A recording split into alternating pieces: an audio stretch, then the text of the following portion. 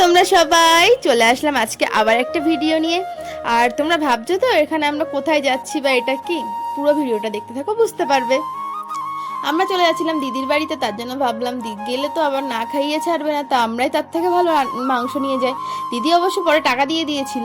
তারপরে এই যে আমরা যাওয়ার পরে অনেক গল্প টল্প করছিলাম, তারপরে গল্প করার পরে দিদি চলে গেল আমাদের জন্য সন্ধ্যেবেলায় কিছু খাবার বানাতে, যেহেতু আমরা সন্ধ্যের দিকেই পৌঁছেছিলাম। তারপরে দিদি আমাদের জন্য চলে আসলো নিয়ে দিদির হাতের স্পেশাল গরম গরম দুধ চা, যেটা আমার তো খেতে বেশ ভালো লাগে।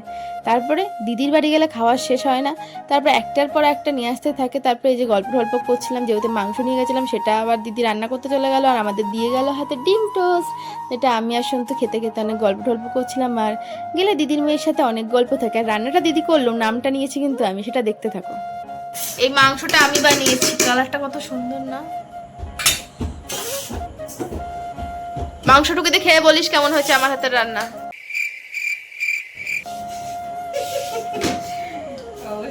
সন্তু, মাংসটা আমি রান্না করেছি, খেয়ে झूठ पे झूठ बोलती जा रही है, शर्म नहीं आती।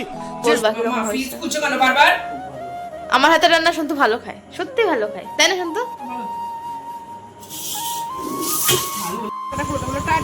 টাটা।